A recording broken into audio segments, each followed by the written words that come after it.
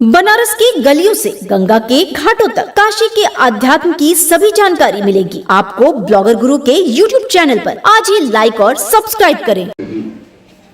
के संयुक्त तत्वाधान में जो लीवर ट्रांसप्लांट ओपीडी और सर्विसेज शुरू की गई थी, उन्हीं के अद्यतन जानकारी के लिए आज ये प्रेस कॉन्फ्रेंस ऑर्गेनाइज की। प्रेस बंधुओं का यहाँ हार्दिक स्वागत और अभिनंदन करता हूँ।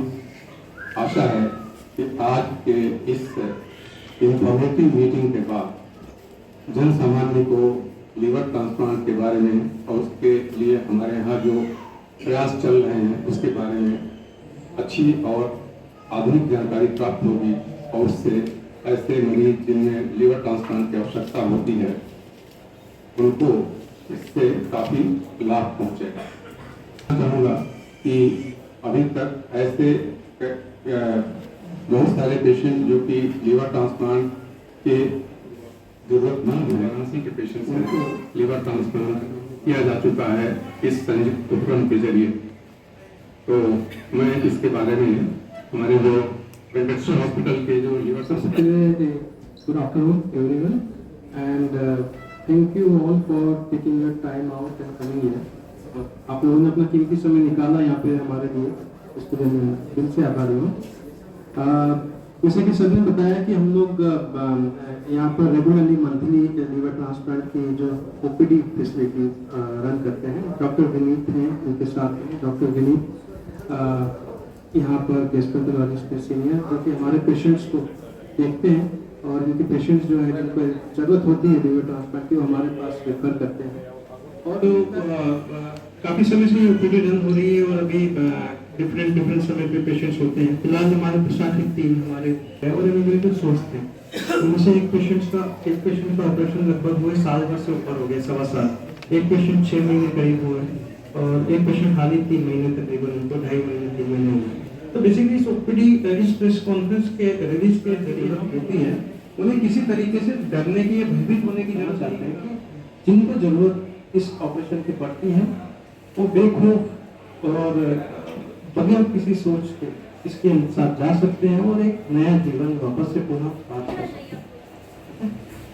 बाकी अब डॉक्टर विनीत हैं, उनसे रिक्वेस्ट करूंगा कि कुछ इस बीमारी के बारे में थोड़ा सा जानकारी दें और किस तरीके से मरीज इनके पास ये आए और इन्होंने हमें किस हालात में आया और इन्होंने को लगा कि लीवर ट्रांसप्लांट की जरूरत है और इन्होंने डॉक्टर विनीत प्रेस के सभी प्रबंधकों का स्वागत।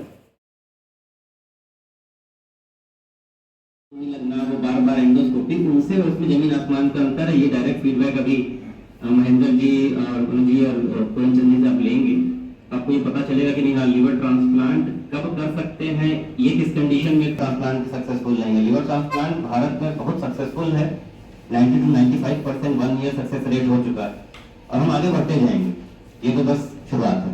धन्यवाद। धीरे धीरे लॉस करके हार्डन हो जाता है, अगर हार्ड हो जाता है तो उसकी नसों का प्रेशर बढ़ जाता है, जिसकी वजह से सारी समस्याएं होती है, ब्लीडिंग होती है। ठीक है, जब फेलियर हो जाए तो एक बार जब उसके कॉम्प्लिकेशंस यानी कि पेट में पानी भरना या बार बार खून की उल्टी ये आ जाए तो ये दवाई गोली से कभी। डॉक्टर विशाल कुमार चौरसिया है और मैं दिल्ली के वेंकटेश्वर हॉस्पिटल में as a liver transplant surgeon. So basically ये प्रेस कॉन्फ्रेंस हमने इस मुद्दे को उजागर करने में रखी है कि हम जो हेरिटेज हॉस्पिटल बनारस में एक regular monthly liver transplant awareness और हेल्थ केयर कंसल्टेशन की ओपीडी रखते हैं, उसके जरिए लीवर ट्रांसप्लांट की जो अवेयरनेस और लोगों तक पहुंचाते हैं और जो मरीज जिनको कि लीवर फेलियर की बीमारी है उनको ये एडवाइस किया जाता है कि किस तरीके से वो आगे अपना इलाज सर्जरी के द्वारा करवा सकते हैं। इस प्रेस कॉन्फ्रेंस के जरिए ये जो पिछले कुछ साल के अंदर हमने जो लीवर ट्रांसप्लांट यहाँ के मरीजों का किया है और उनका जो सफल ऑपरेशन रहा है, तो उनकी सफलता का जो ये है आपके साथ शेयर करने के लिए हमने ये प्रेस कॉन्फ्रेंस कॉल की। तो बेसिकली इसका जरिए हम ये आम जनता तक पहुंचाना चाहते हैं संदेश कि लीवर ट्रांसप्लांट किसी तरीके की डरने की या भयभीत होने की जरूरत नहीं है। इससे अगर किसी इंसान का लीवर फेल हो जाए किसी भी बीमारी की वजह से और दवाइयाँ की स्टेज से आगे निकल जाए, लीवर फेलियर की स्टेज में पहुंच जाए, तो ऑपरेशन कर यानी कि लीवर ट्रांसप्लांट करके पुनः उसका नॉर्मल जीवन वो आदमी जी सकता है, पा सकता है। तो इसलिए लीवर ट्रांसप्लांट इसका कि सक्सेस रेट आज की तारीख में 90-95% तक है। उससे न डरने की ज़रूरत है, न किसी तरीके से भयभीत होने की ज़रूरत है। जिन्हें इस चीज़ की आवश्यकता है वो बेखौफ इसके लिए जा सकते हैं और अपनी एक नॉर्मल हेल्थ वापस से पुनः पा सकते हैं। इसके कॉमन सिम्टम्स क्या हैं, कैसे कोई आइडेंटिफाइड? इसका फेल होता है तो सबसे इम्पोर्टेंट लक्षण होता है पेट में पानी भरना, ठीक है, खून की उल्टियाँ होना, बेहोशी आ जाना या जॉन्डिस पीलिया बढ़ना। ये कॉमन लक्षण होते हैं जो लीवर फेलियर के मरीजों के होते हैं। अगर इस तरीके की चीज़ें हो रही हैं और बार बार हो रही हैं तो ये इसका अंदेशा है कि लीवर धीरे धीरे फेलियर हो रहा है और इसमें सीरियसली समय से इनको ऑपरेशन यानी कि लीवर ट्रांसप्लांट के लिए सोचना चाहिए। खर्च लगभग कितना आ जाता है और इस प्रक्रिया में कितने दिन लग जाते हैं? इस ऑपरेशन का खर्च लगभग 20 से 22 लाख रुपए के करीब आता है हमारे सेंटर पे और इसकी प्रोसेस जो है तकरीबन 2 महीने की होती है।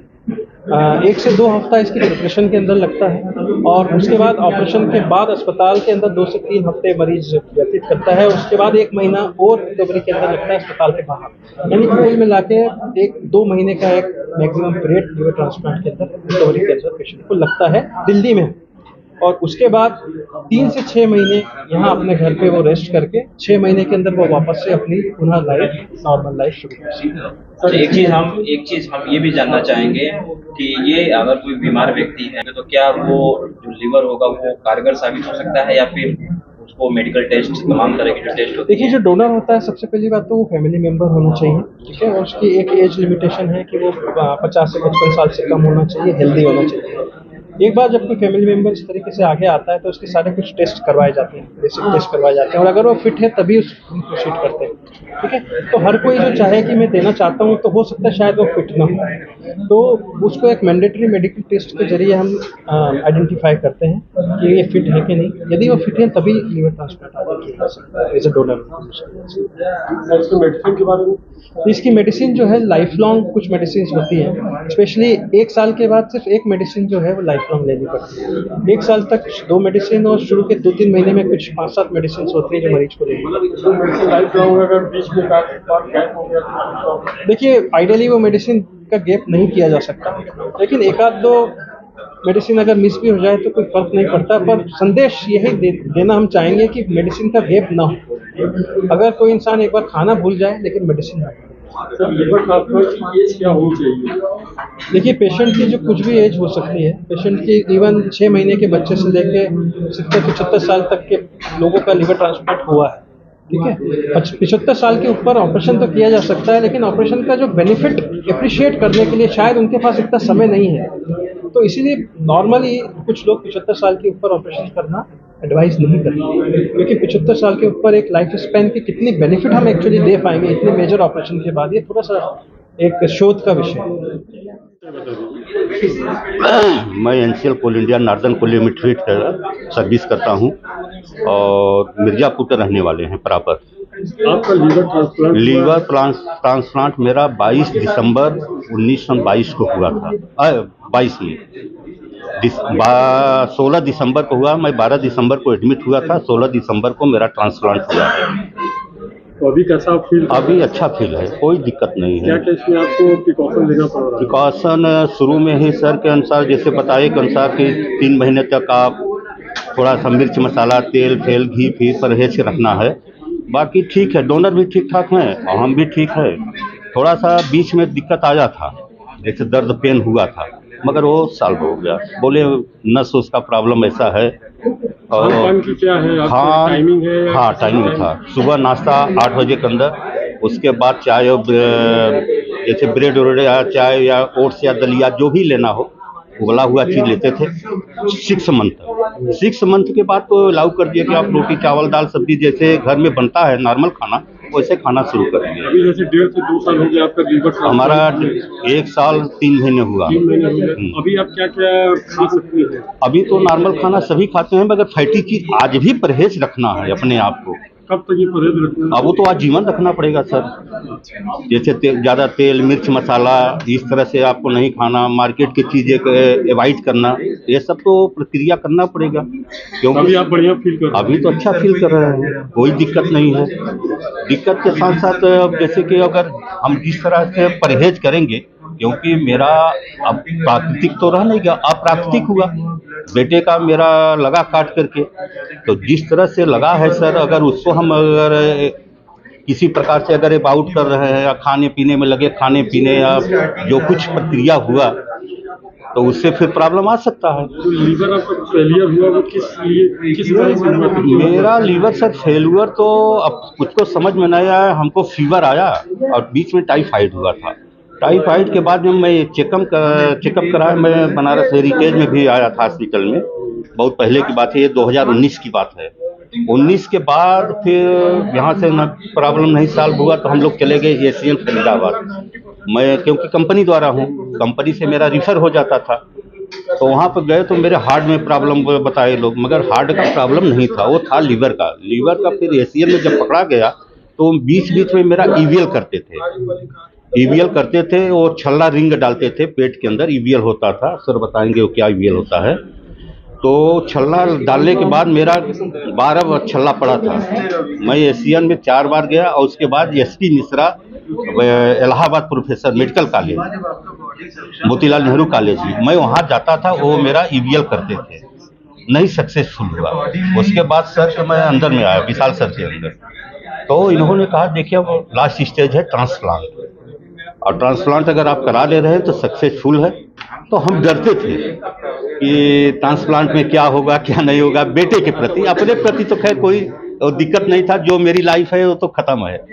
तो बेटे के प्रति डरते थे कि बेटा देगा तो सक्सेस होगा कि नहीं होगा, कहीं उसको कुछ प्रॉब्लम हो या ऐसा कुछ हो। तो सर लोग बिताए हमारे यहाँ भी, मैं एनसीएल में जो नेहरू चिकित्सालय हमारे यहाँ डॉक्टर सुलभ तिवारी सर, उन्होंने भी समझाया कि बेटे को कुछ भी नहीं होगा, मैं 100% गारंटी दे रहा हूँ।